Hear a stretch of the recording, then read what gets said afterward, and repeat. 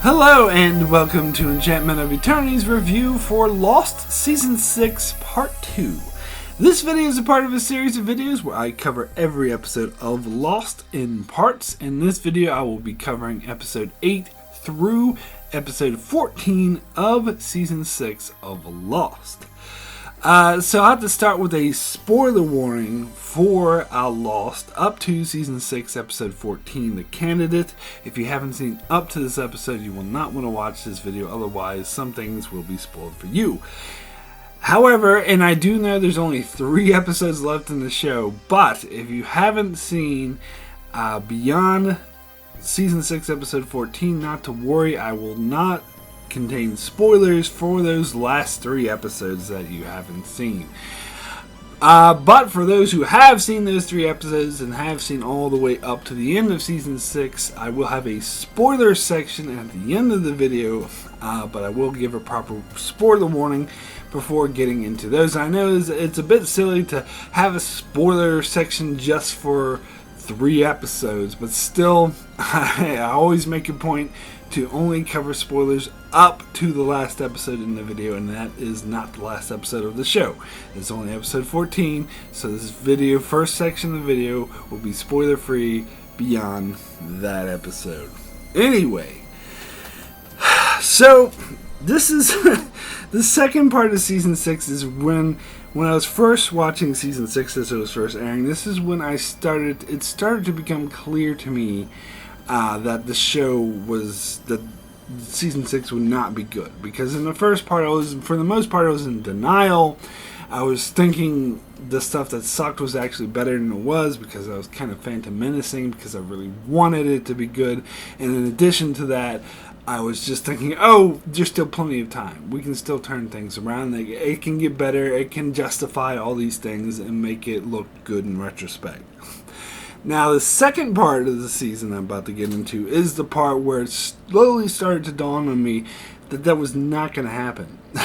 That the show was only going to get worse and it was never going to justify the crap that I was seeing on TV. And there's extremely high drop in quality from previous seasons. I mean, even those who didn't like Season 5, I didn't like the last half of Season 5, but even that, this is definitely much worse than that. So, there is, of course, one very notable exception in this one episode. There's a huge exception in this batch of episodes, which, of course, you probably know what I'm talking about, which I'll get to shortly. But the rest of the episodes, you really start to drop the ball big time. And I'll probably talk about this a lot as I cover those episodes, how each time I was watching and I was like, oh god, it's not going to get better. It's actually just going to get worse. Anyway, let me go ahead and jump into the episodes, and let me start first with episode number 8, Recon. So it's called Recon, like as in reconnaissance, because Knotlock sends Sawyer out to reconnaissance at Hydra Island. But also it's meant to have a fun double meaning, get it? Because it's like Sawyer's a con artist, get it? And he's conning someone again, like recon, get it? Ha ha ha ha. This is what Season 6 is.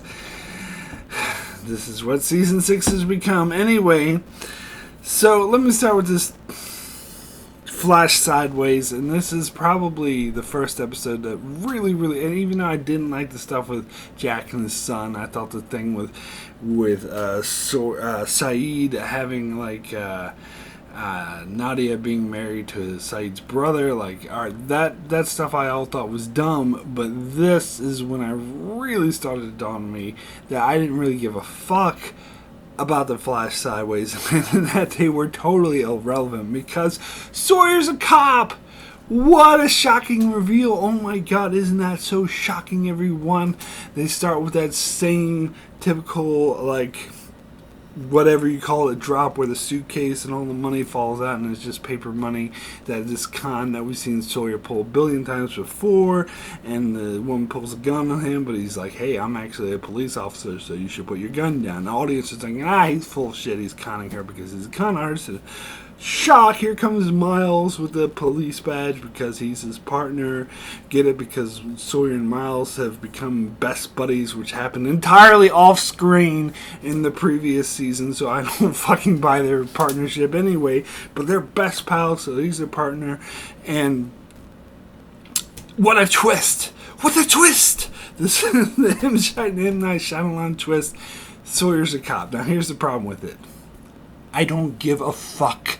Because who is this character? This is not Sawyer. This is not the Sawyer that we know. This is not the Miles we know. This is just some fucked up alternate reality that's getting more and more different as these episodes go, and therefore I'm caring less and less and less about what actually happens about it. Because the argument that the showrunners were trying to make is the show is always about the characters. So that's why we did season 6 the way we did. That's why we did these flash sideways, because it's all about the characters. It's not about the mythology. It's not about the mystery. It's not about the stuff that people were writing essays about and theorizing about, and the commercials were actually egging people on.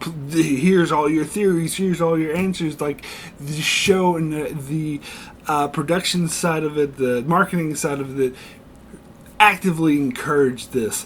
And there was like academic essays that were written about how unique the show was because of this deep mythology, because of the theorizing, because it actively engaged the fan base in this theorizing.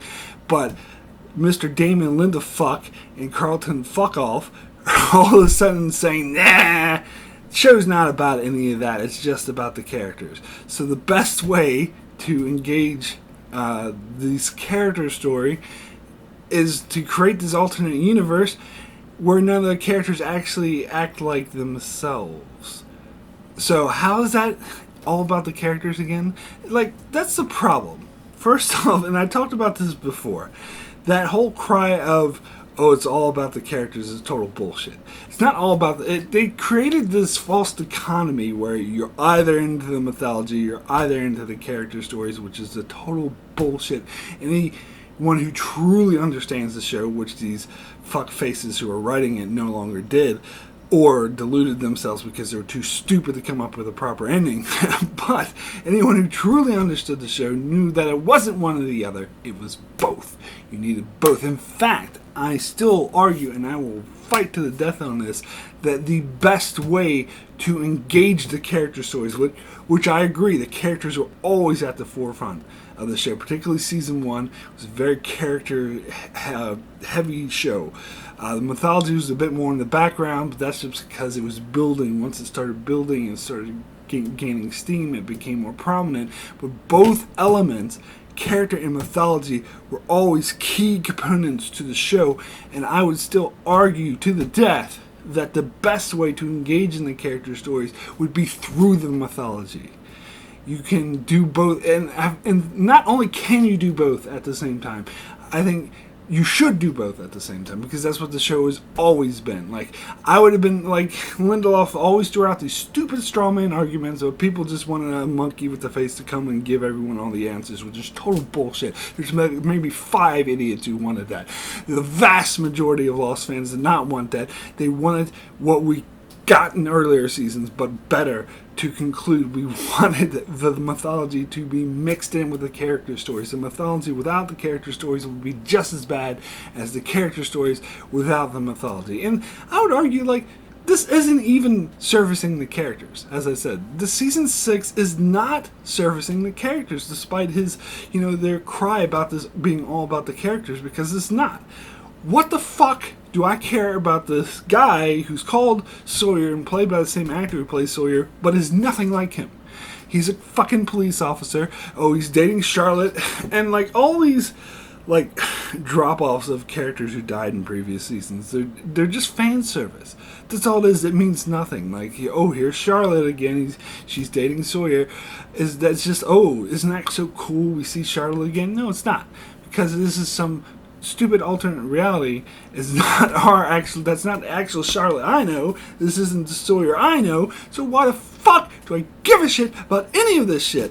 And if you're thinking, well, Mark, because the spoilers, that's actually wrong. No, it's not, and I'll get to that more in the spoilers section. I'll save it for that. Anyway, sorry. Those who know me well should expect these videos on season 6 to be a bit ranty, and trust me, they will get more ranty as I continue onward. So, yeah, so that's the bottom line on the Flash Sideways stories. I don't give a fuck.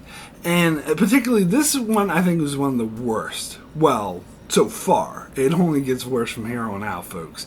But this is when I really start to make me question, what is the point of the Flash Sideways? And yeah, the big reveal at the end of the season made me feel much worse about the point of the Flash Sideways, just to make that clear without giving away any spoilers. But anyway,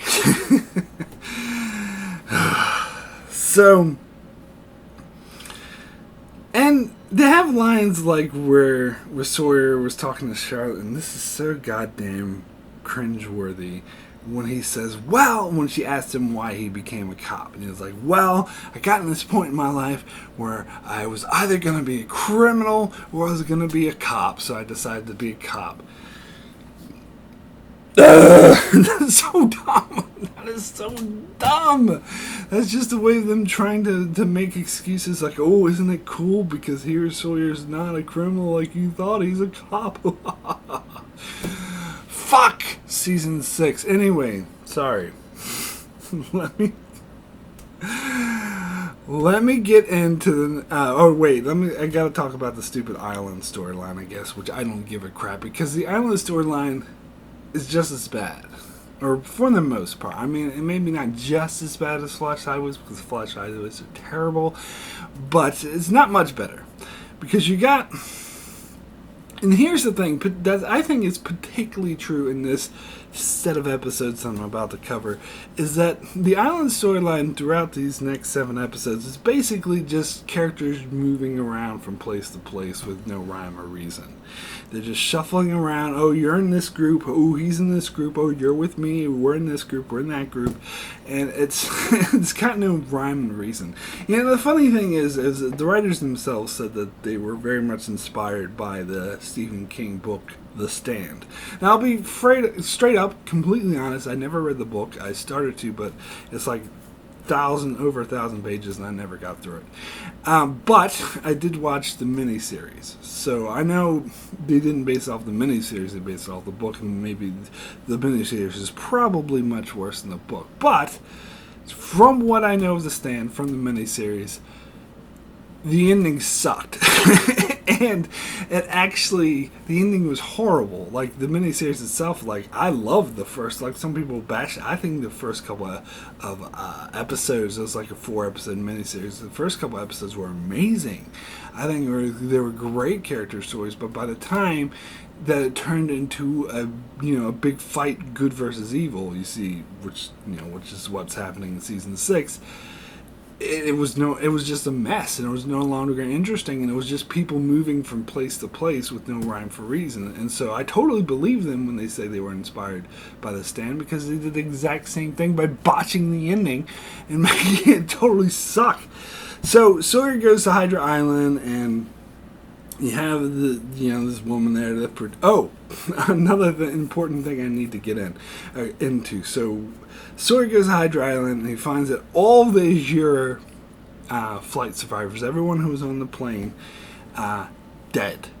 They don't even tell us why. They're that lazy now. This is started in season 4, where they killed off everyone who went with Locke to the barracks, to whatchamacallit, the Othersville, or whatever you want to call it. Everyone who went with Locke just casually killed them off because we don't like extras. And then season 5, anyone who was left alive, didn't have a name, wasn't a speaking character, they're all killed by fire arrows. And I talked about those two in my previous videos, how much that pissed me off, how lazy that is, lazy writing. But what's even worse is that they keep bringing in new groups to the island and then killing them off as well. They're extra crazy. Anyone who does not have a name is destined to die. And they started the season with killing off most of the others at the temple. And now they're continuing. It's like they're kill so many extras off in the season 6. It's ridiculous. And it's lazy writing because they don't know what to fucking do with them. They're like, oh, I don't know what to do with these extras. They're in the way. Let's just kill them off. And here, they're so lazy that they don't even tell you how they died or who killed them. Now, of course, one could speculate that it was Notlock who did it before he left Hydra Island. Maybe he went back to Hydra Island at some point and did it. Or maybe it was Widmore who did it. But who cares? I don't care. And the show obviously doesn't care because they don't even bother to explore this. So I don't care to speculate because I know who killed it off. It was the lazy writers who killed them off. That's who it was. God damn it! Ugh. And it so pisses me off. And so Sawyer finds a single survivor that the writers left alive, but it turns out she's not actually a survivor from the year 316. She's one of Widmore's men pretending to be, or women, one of his people. Sorry, the pretending to be a survivor of 316. And, watching this episode again, I was really struck by how much worse this made it. Like, if she actually was a survivor, that actually would make it a lot more interesting. Why did she survive? Was it really because she was just off getting wood or whatever when whatever it was killed the rest? Or was there a purpose? Was there a reason? Is there something interesting about this person? Could they have something in play? Nah, it's just one of Widmore's people lying. That's so less interesting. And what they do with Widmore this season really fucking blows my mind as well. Like, they can't even make it clear, like, whose side he's on. He's like, oh, I'm on Jacob's side. And it's like, they try to do the same bullshit they did with the others, where the others were like, oh, I'm the good guys, in the first couple seasons, where clearly they were acting like villains. But that actually worked. Doing it again in a much more half-assed way, by the way, with Widmore is just doesn't work, and it does show that the writers are just not even trying, they're just falling back on old tropes. And so you had the thing where Sawyer goes to Widmore and promises to make a deal, and you can tell that Widmore doesn't trust Sawyer and that Sawyer doesn't trust Widmore, so what's the whole point of it? So I don't care. And then Sawyer goes back to Notlock and tells him, oh, I made this deal with Widmore for him to kill you, so but I actually am tricking him so you can go take him. And it's like, oh, thanks, James. And then he goes to Kate and says like, I'm actually tricking Notlock. I want to fuck him over and leave the island. I mean, I guess that would be cool. It would be in character, Sawyer's character, to to calm people if this whole structure was built in an interesting way, if I cared about Widmore's people. And I don't really care much about... See, this is why the bullshit about it is all about the characters is total non-fucking sense. It's just an excuse because they're too stupid to resolve the mythology in a satisfying manner. Because this isn't all about the characters, because I don't know who Sawyer is anymore. There's a 3-year gap, and I don't know why I'm talking like William Shatner, but there's a 3-year gap, and I don't know who they are anymore. I don't know, and fucking Saeed is acting all like zombie-like, Claire tries to kill Kate, and Saeed's just sitting there like a zombie because, oh, I'm evil now, and I feel nothing. I don't know who the fuck that is. I don't know who the fuck Sawyer is because he's acting, he was like in love with Juliet for 3 years. I don't know who the fuck Claire is. She's making like Rousseau, and I think the writers don't know who the fuck she is because she's inconsistent. Saeed's inconsistent. I mean, Kate's probably the only one I have a grasp on who I know. So, it's not all about the characters, is it? When you don't even connect with any of the fucking characters like we had known for 6 years! Ugh, I'm so frustrated. Sorry. Take a deep breath. Alright, so I don't think this is the worst episode in the world, but it most definitely is not a good one. I mean, there's some nuggets of interesting things that happen in this episode, but no, it's not a good episode. Anyway, let me move on to the one episode in this batch that actually is a good episode. Ab Eterno. The Richard Alpert flashback. Something that we've been waiting for a long time, and it totally delivered on everything. So, I do love this episode, and it might very well make my top 10 best episodes of the whole show. But I still have a couple of issues with it, mainly having to do with the island storyline part of it. I mean, part of what makes this episode so great, well, first of all, I mean, the obvious thing, that is one of only 2 episodes this season, which I think are actually good, because there's only 2 episodes not to feature the Flash Sideways. In my mind, Flash Sideways automatically delegates the episode to a 5 or lower out of 10.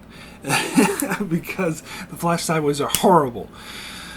So there's only 1 out of 2 episodes not to feature any Flash Sideways. So it's one of only 2 episodes that are actually good this season.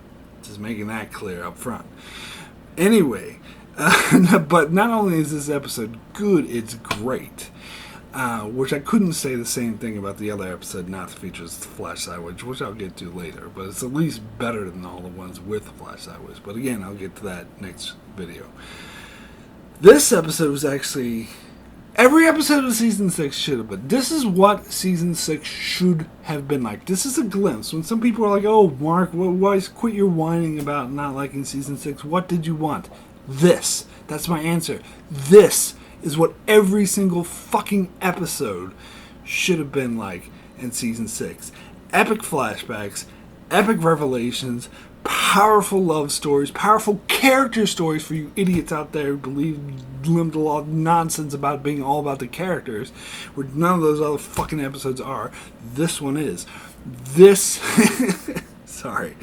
This is what Season 6 every single episode of Season 6 should have been this. Well, not every single, but at least most of them. Now, I've heard the argument, like, because I was saying, like, they should have explored, like, the others more. They should have explored Widmore more. They should have explored Penny, side characters. And I heard some people say, oh, God, that would be awful. Why would you want that? I want to see Jack, Kate, Sawyer, blah, blah, blah, blah. But here's the thing. Jack, Kate, Sawyer, and all them, their backstories have been exhausted throughout the 6 years. You don't need to explore the backstories anymore, and you certainly don't need this bullshit Flash Sideways that doesn't tell us anything about the characters we didn't already know. In fact, it's so disconnected because they're totally different people. What they needed to do, and I'll get more on this in my how I would write Lost video, what they needed to do is explore the characters that you do know and love, Jack, Kate, Sawyer, all of them, through the island storyline, through the characters, through the mythology, through tying it to the island, tying them together with the Jacob story, tie them to that. Whereas here, this is probably my only complaint about this episode. Not only, but one of the, complaint about this episode is not just this episode, a lot of the episodes going forward, the whole Jacob Man in Black storyline, is that it feels disconnected from the characters we know. And of course, I'll talk about this a lot more in that other episode I'm talking about, which is why I think a lot of people have issues with it, but I don't really. But I do acknowledge that is an issue, so that's how you should have handled it. You should have tied that storyline into the Jack and stuff more, but as far as the Flash Sideways, of course, get rid of the Flash Sideways, have flashbacks that are epic, like this one with characters we haven't explored enough, but through the island storyline, that's where you explore the characters we know and love. But anyway, sorry, I'm getting a bit irate. I love this episode so much.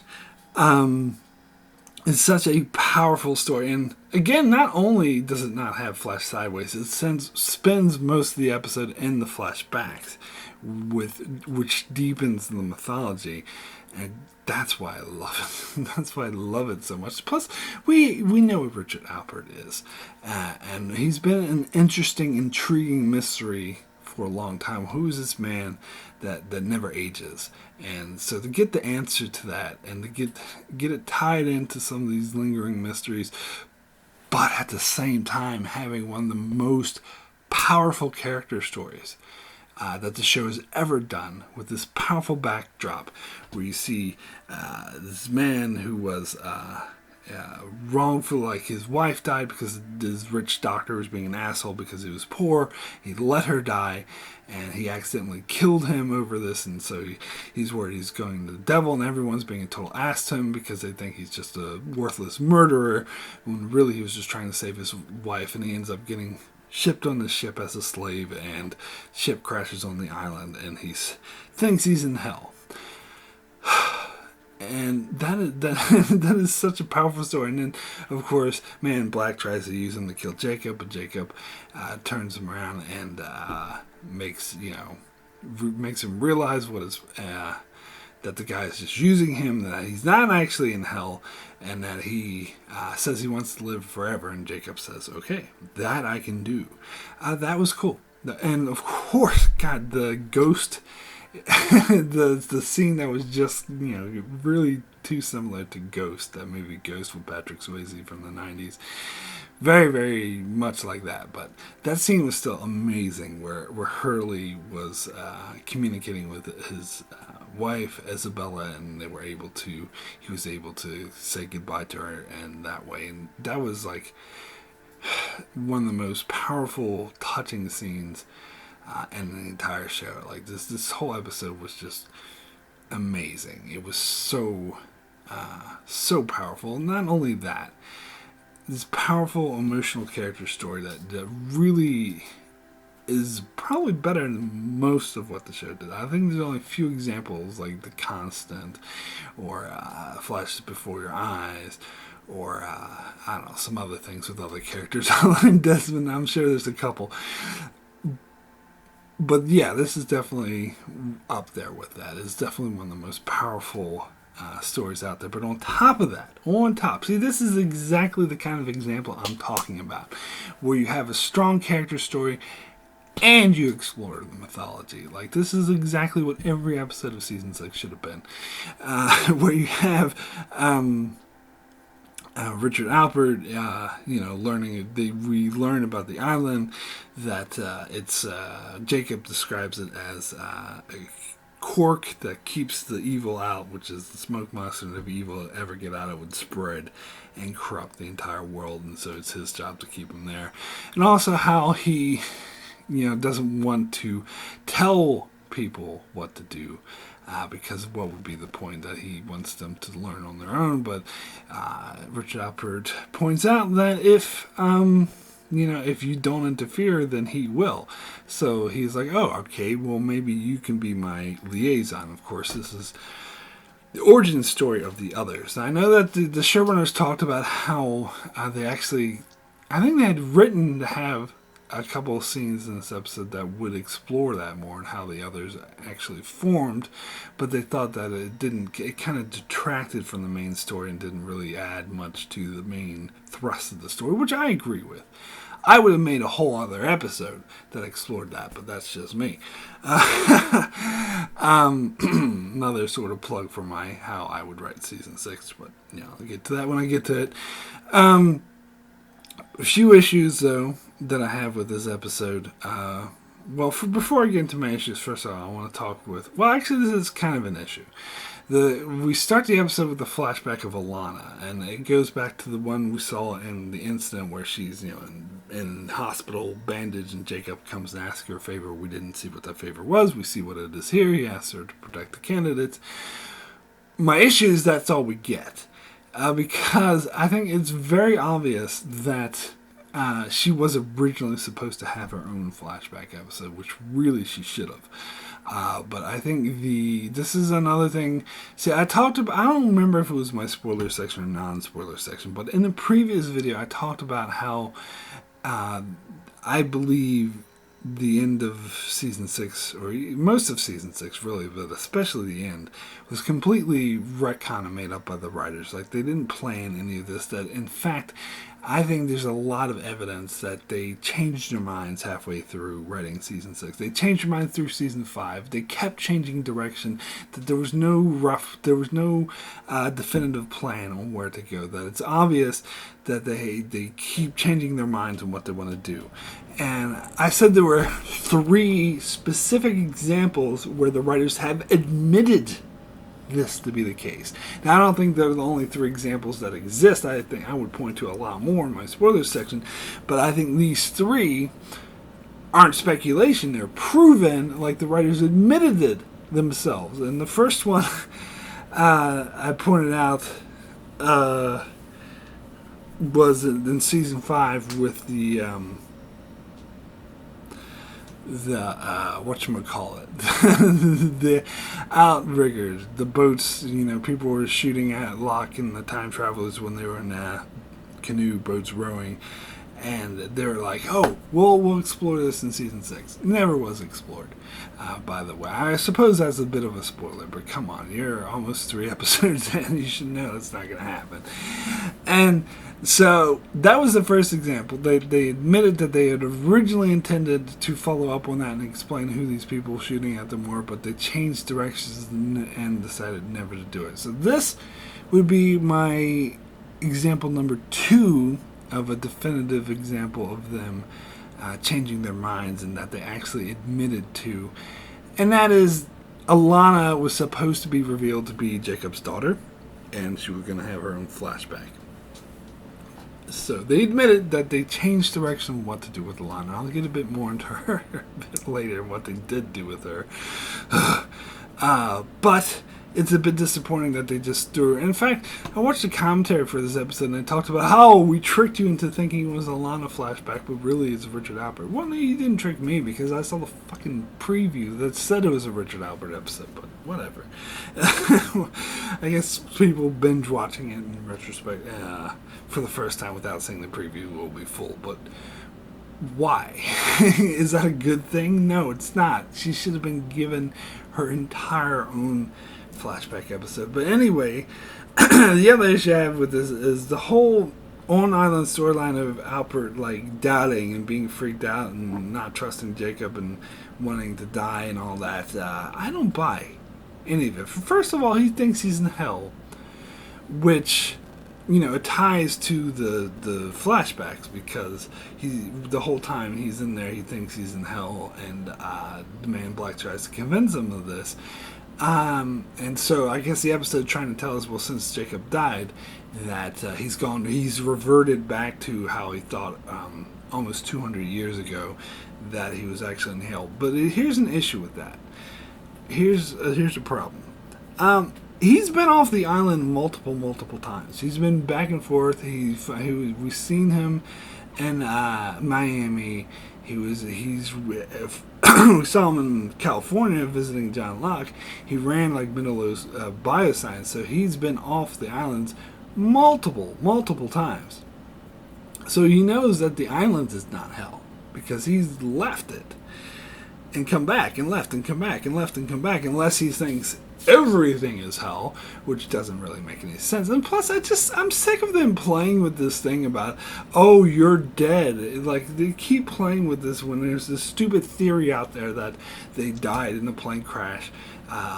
Then the whole show is with the afterlife, and it frustrates me how the writers keep toying with this to try to make these people feel justified and have characters talk about, oh, we're dead, you're actually dead. It's bullshit, and he wouldn't be acting this way. And also, the way he wants to now go help not Locke, totally don't buy that either. Granted, he would lose his faith and forget, but just a few episodes ago, he was telling Sawyer, don't go to Not Locke. What are you doing? That's not Locke. He's going to kill you. He's going to harm you. He's nothing good. He's a bad guy. Don't get anywhere near him. 3 episodes later, let's go join him. What the? See, this is my problem with season 6. People were just constantly switching sides. Oh, let's go here, let's go there, for no rhyme or reason, and it's frustrating. And here, it was done in a contrived manner, just so he would be in a crisis of faith, and so that way it would give Hurley something to solve when he talks to Elizabeth at the end of the episode. So it was all contrived for that matter. So I do. think that holds the episode back a little bit. But other than that, this is an amazing episode. Definitely one of the best of the entire show. Okay, so now let's get back to the garbage. Let's get into the next episode, which is The Package. I was going to make a crude joke, but I'll avoid doing that. Anyway, like, this episode can suck my package. Oh, sorry, I did it anyway. But anyway. Okay, so this, again, as I said, I'll probably be saying this a lot during this video, but again, this is when I was really starting to hit home, especially after that last episode, because after that last episode, it fooled me into thinking, actually, oh, wait a second, that episode was amazing, so maybe season 6 would be amazing. So this next episode came to remind me, actually, no, that episode was just a fluke. This season will suck. Because here, and I talked about this before, I liked the Flash Sideways at first because I thought it would give us a glimpse into what would have happened if the plane never crashed. But it doesn't, because these are totally different characters that I don't give a shit about. Jen and Son aren't married. Oh my god! And the money in the watch that he's bringing to LA is for Kimi to kill him. What? I mean, you know that's not what, because Mr. Pack wants to kill him because he's sleeping with his daughter, and that's a big no-no, which of course isn't the case in the actual reality, because they're fucking married. This bullshit about them not being married. Who are these people? I don't know them. This is not Sun. This is not Jen. They're played by the same actors, but I don't give a flying rat's ass about them. Or Kimi. Oh, and hey, here's more fan service. Here's Mikhail. He's going to show up, and guess what? He gets shot in the eye. Get it? He gets shot in the eye. Don't think because he had an eye patch. Get it? Get it?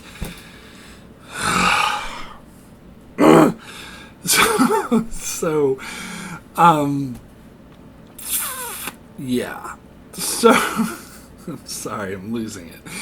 But, these Flash Sideways are just as bad as, like, these reboots, or these newer shows like Star Trek Discovery, which, like, you know, wink and nod and mention, like, familiar names and characters you're familiar with for cheap shots at fan service, like Spock. Get it? Spock, remember him?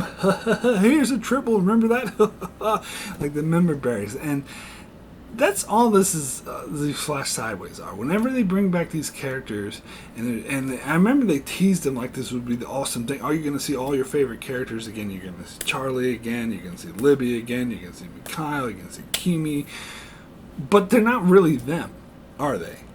And so it's nothing but a cheap shot at nostalgia. Oh, remember season 1 when Jack and Locke were, hated each other? Well, we're going to do this again, even though it's not actually Locke, but everyone's going to call him Locke, and they oh, God damn it. God damn this fucking season. God damn it. And so, oh God, I just don't care. Anyway, the island storyline is not much better. You got Widmore shoots all of Locke's men, but he leaves them all alive.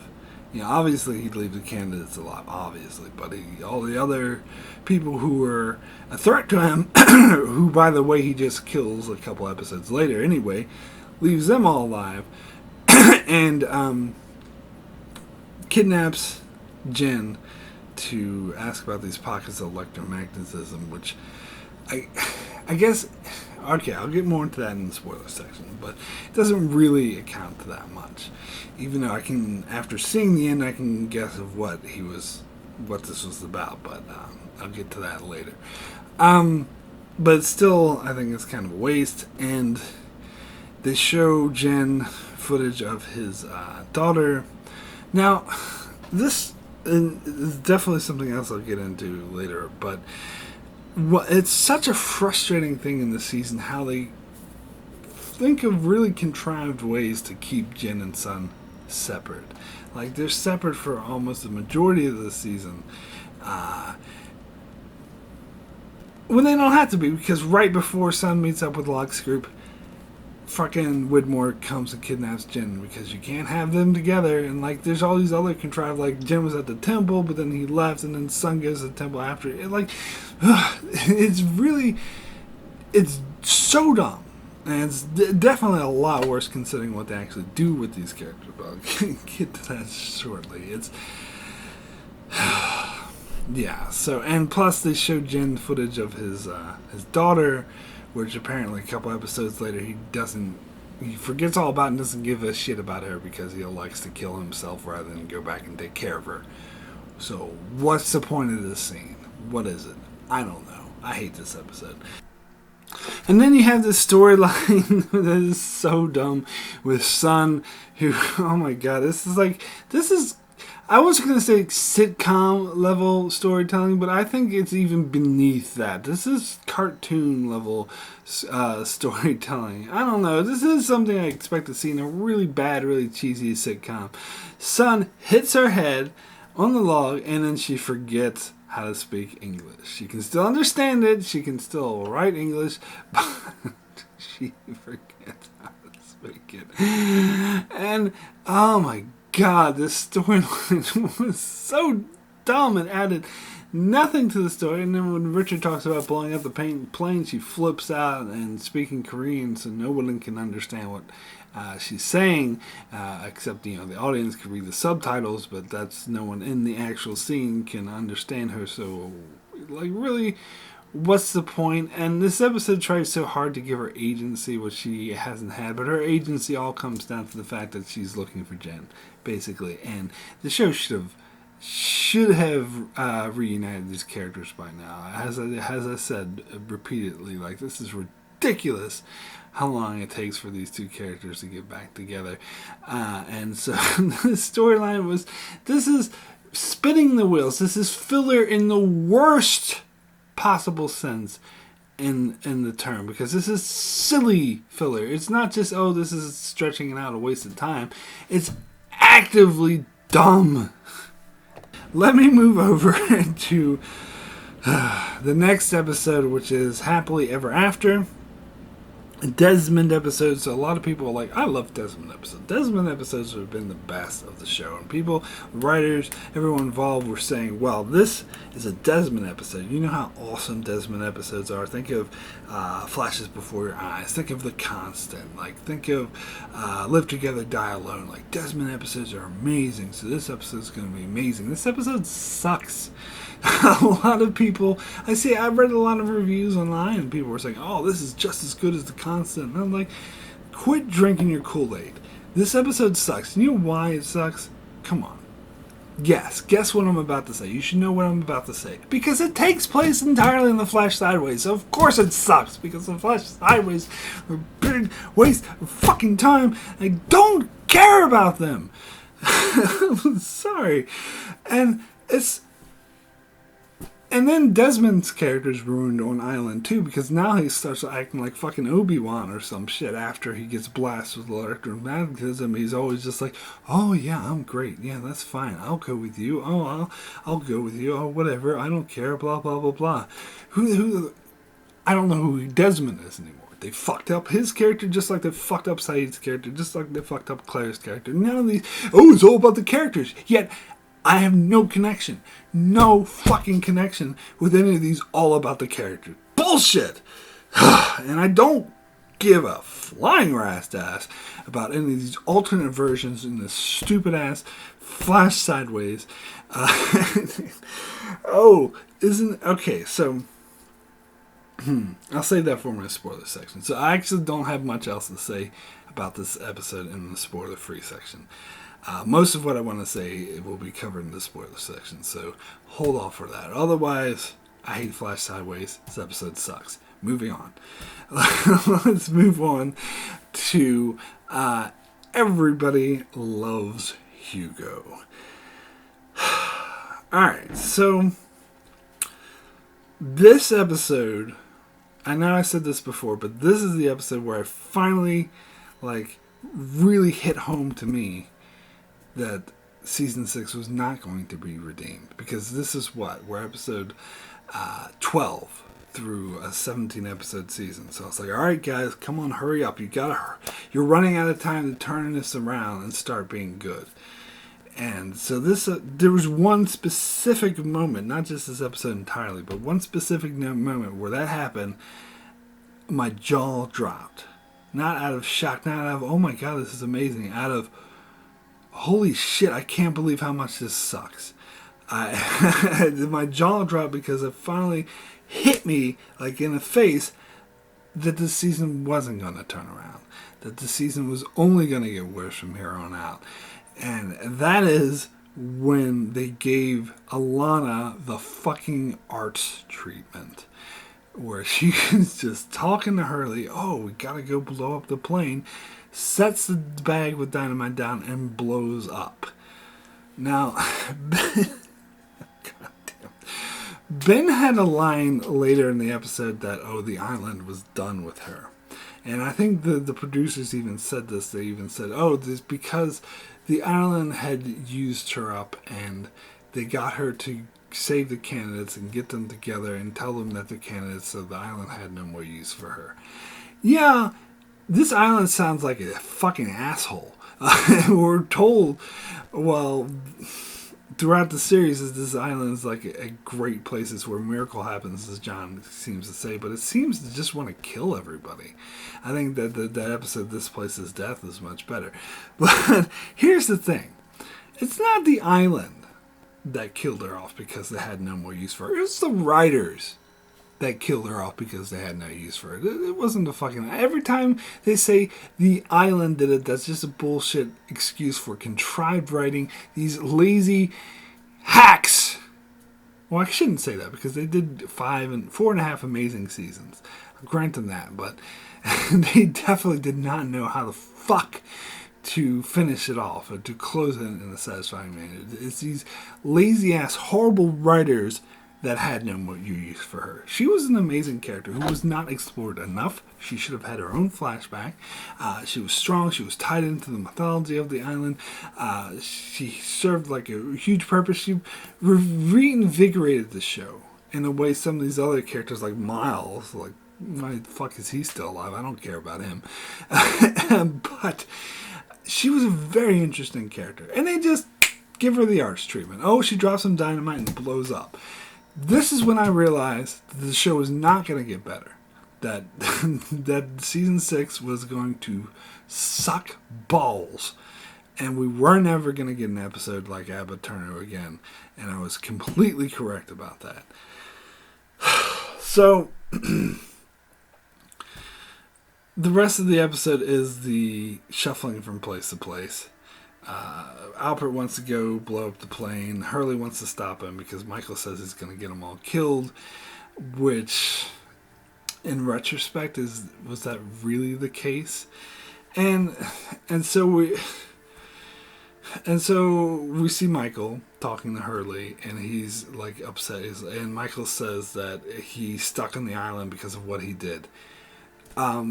So he's stuck on the island and can't move on because he killed Ana Lucia and Libby. But yet he sacrificed his own life to save everyone. That accounts for nothing, according to this. Again, the island's a fucking asshole. Fuck this island. God damn it.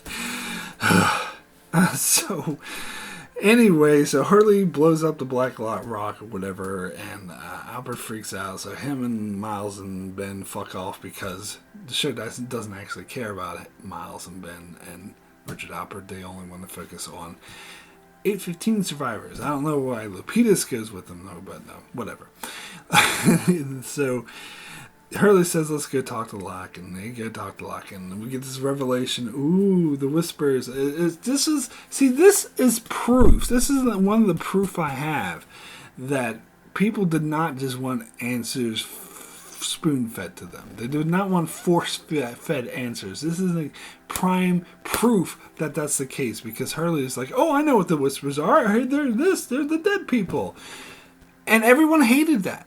Nobody liked it, because it's not about getting answers. It's about getting interesting character story resolutions. It's about telling good stories, because this is something the show understood in its first 3 seasons, especially the first 3 seasons, because they would constantly bring back and solve issues. What happened to Claire? Oh no, she was drugged, and with Ethan the whole time. We get to see that. That's awesome and helps the story. Why did the light shine in Locke's face? Oh, it was because Desmond was in the hatch and he was suicidal, and actually connected him to Locke in that manner, and he realized he should turn the failsafe key. It gives you answers while serving the story, while having great character stories, while developing the character. That's what we want to fucking see in season 6. But the writers obviously did not even try, put in a fucking effort to do that. So instead they were like, oh, well, you just want to be force-fed answers. You just want a monkey to come out and read out all the answers of the island. Fuck you. Nobody wants that. Nobody wants that. And they don't want this bullshit irrelevant flash sideways or characters just shuffling around the island for no fucking reason. We don't want that either. We want what we got in the first 3 seasons. Great character stories tied into the mythology that has great interesting stories. Is that too much to fucking ask for? I mean, you did an Ab Aeterno. It shows that you're still capable of doing it. You did an Ab Aeterno, but you're like, nah, let's just do it for that one episode. Fuck the rest of the season.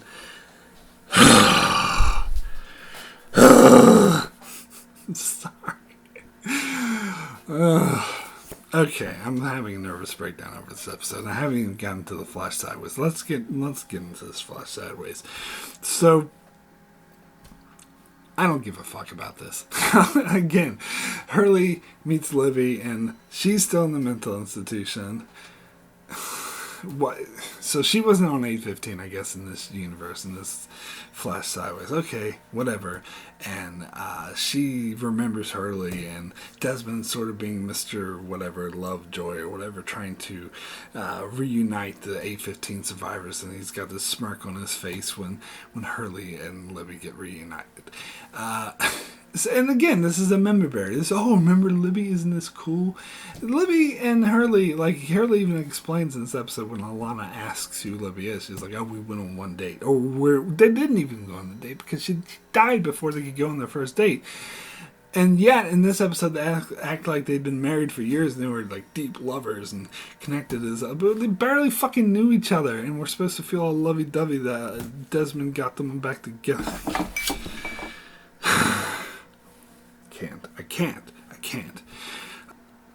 Also, can we talk about the fact that in the Flash Sideways, I almost called him Jules Pierre Mao.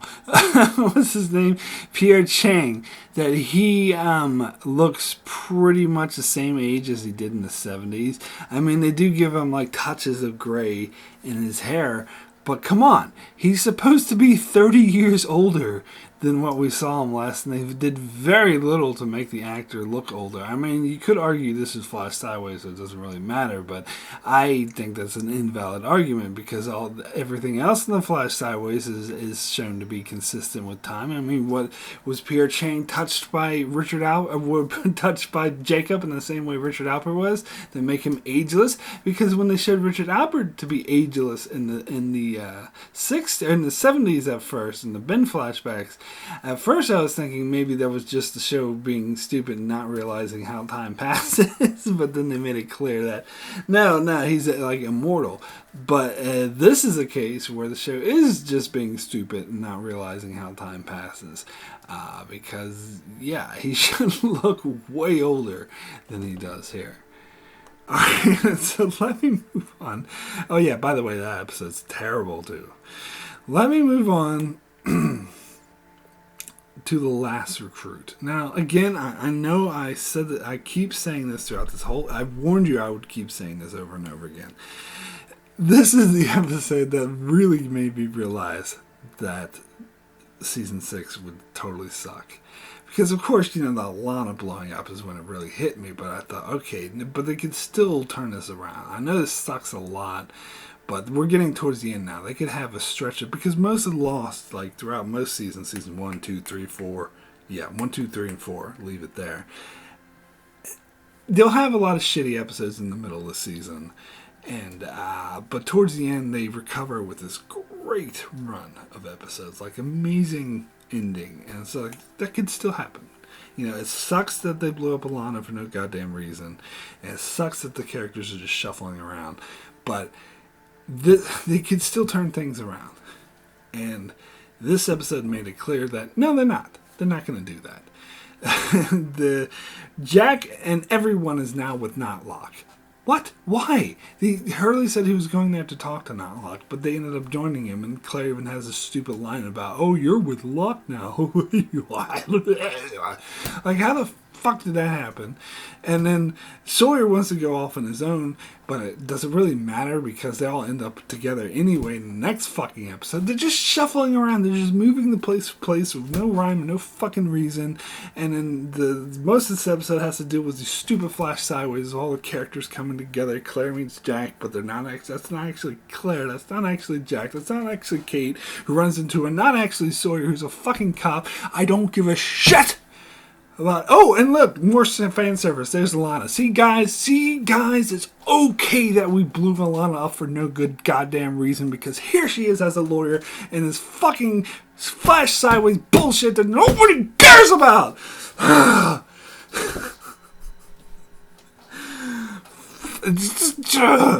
I think this is one of the worst episodes of the show. No doubt this episode will make my top 10 worst. There's no redeeming qualities about this episode. Like, Jack is like, "Oh, I'm going to help you out. And when he's on the boat, he's like, "Actually, we shouldn't leave the island." And Sawyer's like, "Well, get off my boat." And Jack's like, "Okay, I'll fuck off on the boat." He just jumps in the water, and somehow he's like a really good, strong, fast swimmer. He makes it all the way back to the fucking island when the boat was like out in the middle of nowhere. Like, swimming long distances like that is not an easy thing. Like, only professional swimmers do that. And then, hey guys, we have all these extras that are with Locke, and we fucking hate extras. We want to kill them. Kill the extras, kill the extras, kill the extras. So, let's just kill off all the people. Widmore would throw missiles. Why the fuck is Widmore throwing missiles, by the way, when he knows that the candidates, which he is there to protect, he is there to make sure do not die, is with Knotlock? And yet he's going to throw missiles at Knotlock, even though he knows full well that the missiles will do nothing to Knotlock, that they can't kill the fucking smoke monster. All he can do is kill the exact people he doesn't want to kill. And yet, he fucking does it anyway. What the hell sense does that make? And then so I guess next episode they reveal this, but everyone, Said says that everyone who was with Knotlock, like all the others that left everyone to die in the temple, like, "Oh, fuck all our friends, we'll just leave them to die, fuck them." And they went and joined Knotlock. They're all dead now, except Said said that a few, those who survived, ran off. So whatever happened to Sydney and these kids? Cindy and the kids, who we were shown like at the start of the season, because look at these, remember them from season 2, while they're still alive, they're living a nice life. But now, we don't even know if they're fucking dead or not. And spoilers, I guess slight spoilers, we never find out. We never see or hear about them ever again. We don't know who survived, because fuck extras.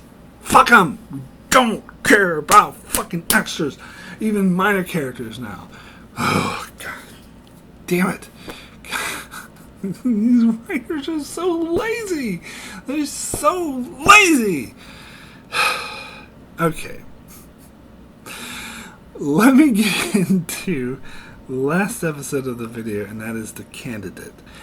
Now, up front, I will say I used to rate this episode quite highly, because I do have to admit that final sequence with the submarine and the bomb is iconic, and the Sun and Jin's death was one of the most emotionally powerful deaths in the whole show.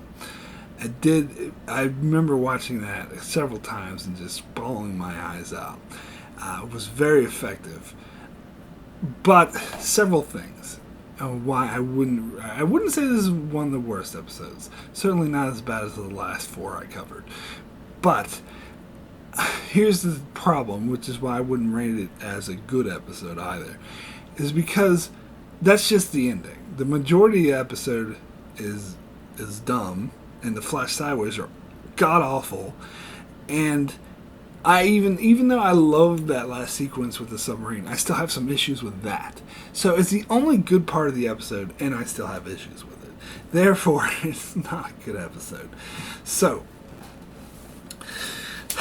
most of the episode has to do with the smoke monster raiding Widmore's camp. First, he breaks out. Oh, Sun and Jen are finally fucking reunited at the end of the last episode, by the way. Finally. And then they die in this episode. God damn it. I mean, I guess the writers are some people, oh, that's so tragic, isn't it? No, it's not tragic. It's contrived. The way they contrived keeping them apart, where they kept just missing each other. That didn't make me think, oh, that's a tragic love story. That made me think, fuck you, writers. You're shitheads. Fuck you for doing this. It makes no sense. You contrived it to do it, and it doesn't work for the story. It doesn't work for the characters. You just pissed them off and kept them apart, and just so they could die right away as soon as they got reunited. Fuck you, writer. Sorry. Fuck you. But anyway, most of this episode is the smoke monster inside, charging in and fighting Widmore's men. And Widmore's men are, firing back and shooting guns at the smoke monster. And these fight scenes had zero excitement to them, zero interest. I had zero engagement in this because it was so one-sided. The smoke monster's invincible. That's problem number one. It's a Superman problem, like on steroids, because why the fuck do I care about Widmore's people shooting at fucking smoke monsters invincible and can't be killed? And he just, bullets bounce off him and he kills all of Widmore's men like it was nothing. Where's the excitement on that? How's that interesting in any way, shape, or form? Spoiler, it's not. It's not fucking interesting. It's the opposite of interesting. And again, Widmore's men who are there, Widmore's whole job, according to him, is to work for Jacob to protect the candidates, and he has his men shooting at them. He's shooting at them to get to the smoke monster, which cannot be killed.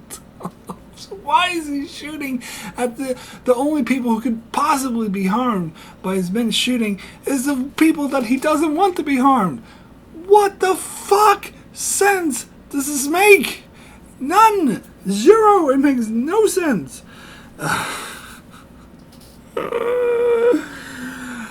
Alright, before I get back to this ending, let me touch on the flash sideways, which are, again, you know what I'm going to say. I don't care about any of these characters. A complete waste of time. And they're boring. The last flash sideways were at least somewhat interesting, even though I don't care about any of these alternate versions of characters who I don't know. But this one's even more boring. It's about Jack, investigating, trying to convince Locke to do this surgery. Who fucking cares? Not me. I'll tell you that much. These flash sideways sucked. Probably, maybe even the worst we've gotten so far. Okay. So the ending. I think you know what. Let me just get the obvious out of the way, because a lot of people point this out because it's obvious. As much as powerful, and I stand by what I said earlier, that Sun Jin's death was really powerful, made me cry, really emotional, but I think you know what I'm going to say. Jin shouldn't have stayed behind to die. It makes zero sense. Sun should have even said, when she told him to go, and he's like, no, I won't go. She was like, Fuck you, asshole. You fathered my daughter. Go take care of her. Don't leave her abandoned. Don't just die here with me, you like a selfish asshole. Go take care of our fucking daughter, you shithead. That's what you should have said. And first of all, Jin should have known that, because he saw those pictures mean nothing. He just saw those photos and it made him cry in the video of his daughter with Sun, and he's like, oh my god, it's a daughter I've never seen. I want to see my daughter so badly. And the next episode is, fuck it, I just want to die with my wife that I only got to be reunited for a couple hours because the writers are shitheads. It's so dumb. It's so dumb. I don't want to hear the counter argument. Well, you don't understand, Mark, because Jin was really in love with her and he couldn't live without her. Yeah, he's also fucking father. And both of them, if he didn't point this out, Sun should have pointed it out to him. Because now who's going to take care of their daughter? Fucking her fucking father. The daughter, Ji-yeon's grandparents, the shitheads, the evil, criminal, fucking corrupt ass billionaire. He's gonna be the one raising Ji-yeon, and she's never gonna meet her father, who she never got to meet. And yeah, that's a very smart move. Jin's a fucking dickhead for staying behind.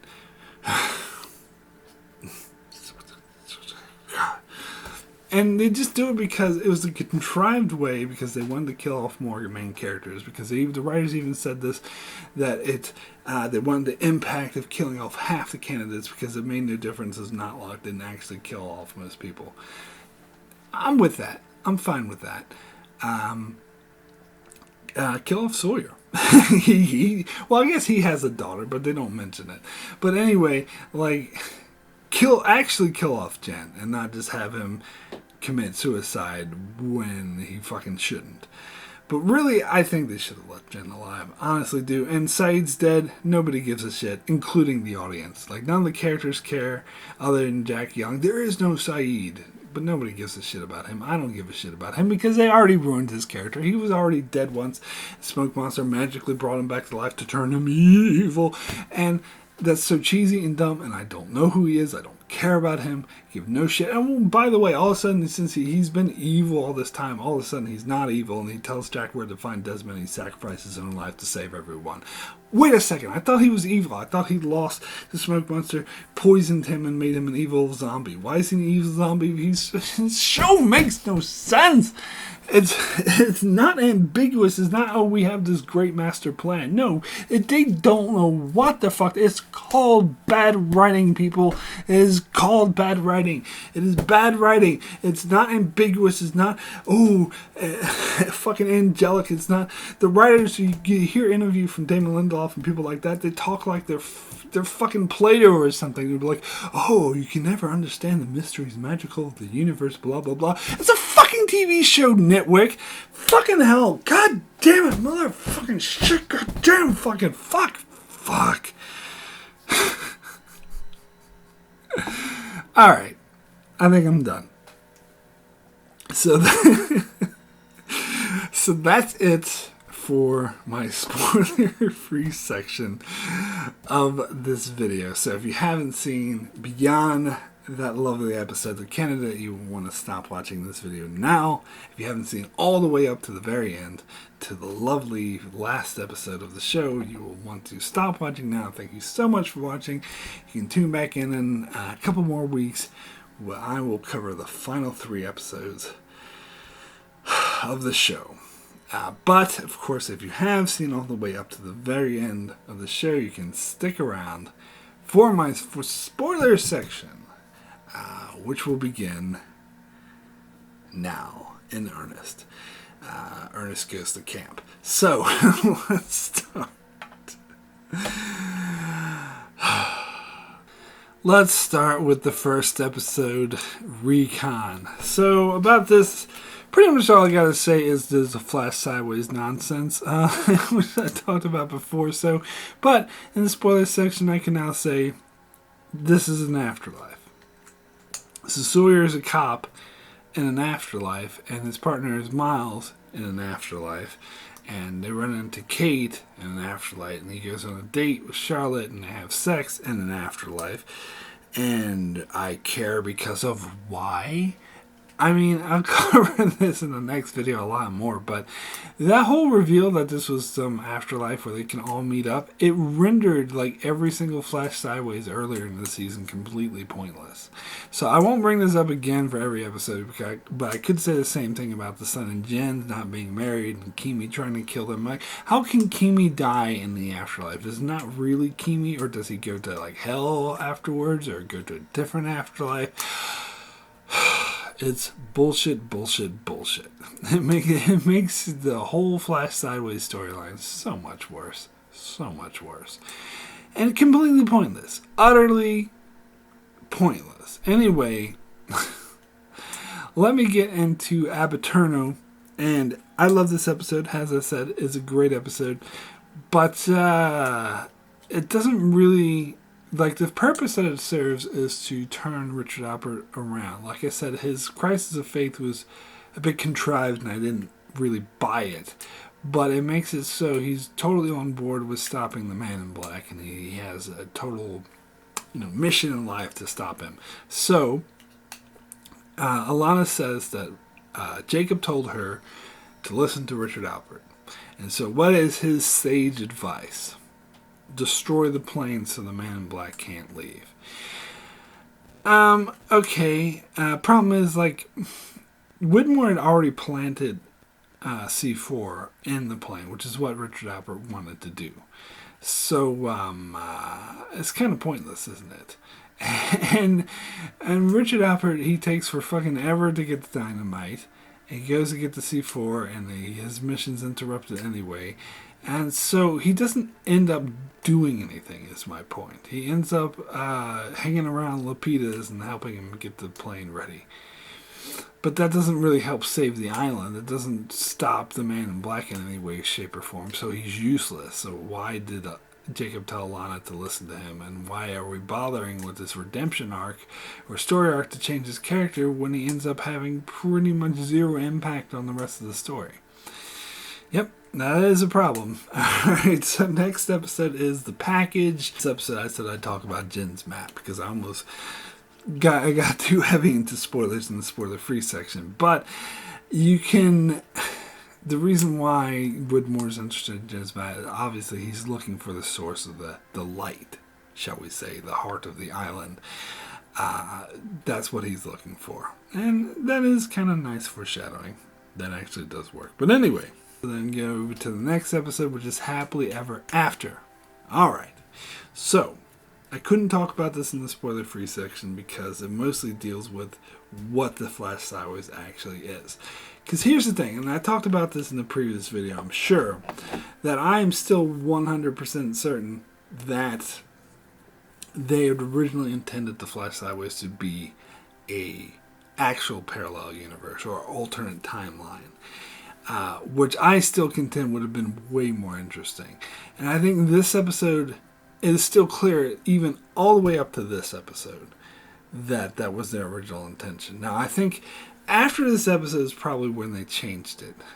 Because I don't know the exact timeline, but maybe the season 6 started airing after they wrote this episode, and they saw the negative feedback, and everyone hated the Flash Sideways, so they're like, oh, fuck, we gotta change direction, let's make it an afterlife, because everyone had this theory that when they died on the island, when the first episode, when they crashed on the island, they died and went to a purgatory. So, let's make this Flash Sideways a purgatory instead, because people aren't liking what we're doing with this alternate timeline. I'm very convinced that was the case, and I do think, because next couple episodes, Everybody Loves Hugo and Last Recruit, that's when they start making it leaning more into this afterlife thing. But for this episode, Happily Ever After, I point specifically to Desmond's conversation with Daniel Faraday. Because Daniel Faraday talks about how he describes the blowing up detonating the nuclear bomb in order to change the energy. And he suggests that perhaps they already did this, and perhaps they changed things so that they're living different lives. So he basically just spells it out that this is an alternate timeline that we changed by setting off an atomic bomb. So I think that's, to me, that is the writers outright saying that's what this is. Now, I know what the very obvious, annoying counter argument to this would be was, oh, that's just a fake out. It's just there to fake you out, to make you think it's an alternate timeline, to get you off the scent so you're that more shocked when they reveal it's actually a purgatory. Alright, well, I will admit that there is a possibility that that is the case. But if that is the case, and I'm wrong, and they didn't originally intend for this to be an alternate timeline, and this was just there to fake you out, it's a terrible fake out. Terrible, because what purpose? Because if this is intended to be an alternate timeline, that scene makes sense, because that's fair because he would connect with like his former self, and it would make sense why he is able to figure out why he's having dreams, because he's sometimes, there's a theory out there that dreams can be a window into a parallel universe, which I don't think is true, by the way, but it would be an interesting thing to play with in fiction. And that would be interesting that Faraday would be bringing this up, that to sort of explain, and that's why Desmond, who's like the enlightened one, because they make it clear that Desmond becomes completely enlightened in this episode to what's really going on, and part of his process of being enlightened is Daniel Faraday telling him this, saying to him outright that this is an alternate timeline. And I think it also makes sense for Desmond, because it's been well established in the show that when he's blasted with enormous amounts of electromagnetism, he time travels. So it fits in that the time traveling, that he could time travel to that alternate reality that they created by detonating the atomic bomb. That he's able, and I talked about this theory in previous videos, how the theory to create this alternate timeline actually does make sense, because normally you would not be able to change the timeline, because whatever happened, but if you do something that's so huge that the timeline cannot course correct from, then instead of it changing the future where you change the one timeline, it splinters off and creates another one. They have this analogy about the stream and the boulders, and so that actually makes sense. I think that would work, and if that did happen, then Desmond's ability to time travel, particularly in this time, he was like blasted with an outrageous amount of electromagnetism, so this could allow him to visit this alternate timeline and see the different lives that are leading there, and how he would actually sort of try to merge these two timelines back together, which is why maybe he's trying to reunite things and set things right. I don't know. That's just one theory. I still think it makes a lot more sense than the electromagnetism sent him to an afterlife. This has never been indicated in any way, shape, or form. I mean, I suppose one could say that he died and then came back to life, but again, that is not how the electromagnetism has been established to affect Desmond. It's well established, that he time travels. He doesn't die. He doesn't go to an afterlife. And so it would make a lot more sense. And why have this thing with Daniel Faraday explaining the bomb? It is a shitty fake out if it's a fake out. And plus, more evidence on top of that, I think, is the way that Mrs. Hawkins behaves in this episode. Because Mrs. Hawkins has always been like the wiser. She knows all about time travel. Like, oh, that man has red shoes and all that. Like, she's always been the omniscient one who is aware of when time travel stuff is happening. And she could see that Desmond is starting to like reconnect, and she'd be aware of this and trying to reconnect with the other timeline, and she's trying to stop him from doing that. And it kind of makes sense that she would, because in this timeline her son's alive and not dead, and so that's why she would want to keep this timeline the same. But of course what they actually ended up doing bullshit, is that she knows it's an afterlife, but she doesn't want to move on. She wants to stay behind with her son. This just makes a lot less sense to me. Why is she aware that it's an afterlife when no one else is? She's not been established to be aware of afterlife and purgatory. She's been established to be aware of time shit. I don't care what anyone says. I am totally convinced that they had originally, when they wrote this episode, they had originally planned this to be an alternate timeline, not a fucking afterlife. Which renders the entire Flash Sideways storyline a complete and utter waste of time. Anyway, next episode is Everybody Loves Hugo, and I got nothing to say about that shit fest, so let me get to the next crap load of episode, which is The Last Recruit. And I guess what I mainly want to talk about here is Obi-Wan Desmond. Like, the whole way that Desmond's behaving. He's like, oh yeah, sure, Locke, I'll come with you. And Locke's like, well, why aren't you afraid, Desmond? He's like, oh, what's the point of being afraid? Hey, I know what the point of being afraid. This guy dead man, who shouldn't be alive, who's really creepy, takes you out in the middle of nowhere by a well. I think you should be afraid of that. And the fact that he's all like blissing out and peaceful, where does that get him? That gets him at the bottom of a fucking well. And this is the way he's behaving. Like, Saeed is like, oh, you should come with me, Desmond. Like, okay, whatever. And he's tied up, and it's like, oh, sorry for tying you up. Like, I don't care, whatever. Like, this isn't Desmond. I don't know who. This is some moron. I don't give a fuck who this person is. And we're supposed to believe he's this way. He's Obi-Wan Desmond because he was in the afterlife for a brief short of time. And it was love. Oh, so much love in this afterlife where Sawyer's a cop and Kimi gets shot and fucking Mikhail gets shot in the eye and Penny doesn't know who I am and Charlie keeps trying to kill himself. Oh, that's so much love. That's pure love. I love being shot in the eye. It's fucking stupid. Fucking stupid. Anyway, let me get to the final episode, which is The Candidate. And this is something I'll probably touch on more again in the next video, but I forgot to mention this in the previous video though. It's just that all these hints that they're dropping throughout, they keep recycling like common phrases too in the Flash Sideways that really pisses me off. Like, they keep saying whatever happened and stuff like that. And the one phrase though that always comes up is with Jack particularly, is the whole thing of letting go. And this happened like in the first episode of LAX when the plane didn't actually crash and Jack was freaking out and Rose was like, oh, you can let go now.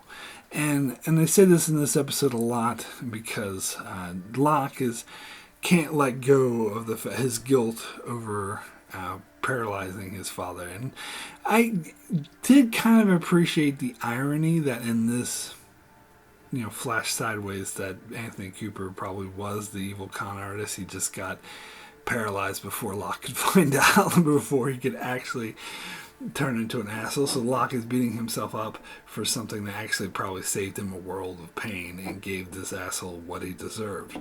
But he's not aware of this. So, I don't know. That is kind of interesting, but don't get me wrong. This whole thing still sucks, and I still don't give a shit about it. But anyway, they keep saying, oh, Jack's like, oh, you need to let go because I can't let go. And if you go first, maybe it could help. And that's always the theme, that Jack needs to let go. Here's the thing. Like, they've been hammering this home since season 1. It's boring. I no longer give a shit about it. Oh, it's all about the characters. And here's the other thing. Jack has let go. He's learned to let go a long time ago. He's learned to let go when he came back to the island. In fact, in the previous episode, he even tells Hurley, I'm going to listen to whatever you say because I've let go. I need to let go. He has!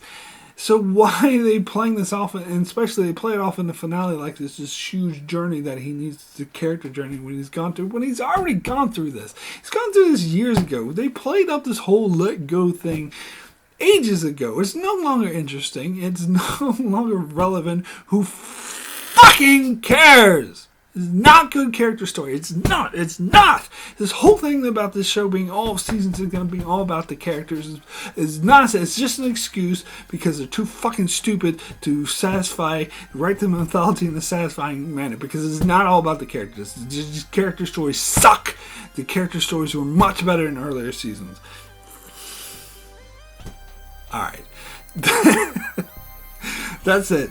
That's all I gotta say about the spoiler section. Thank you so much for sitting through this very ranty, yelly review. I will be back in about 2 weeks to yell a lot more, especially about that final episode. So be sure to check that out. Also, I will be back also with my How I Would Write Lost Season 6, where I'm going to write an almost entirely different season the way it should have been. I'm sorry.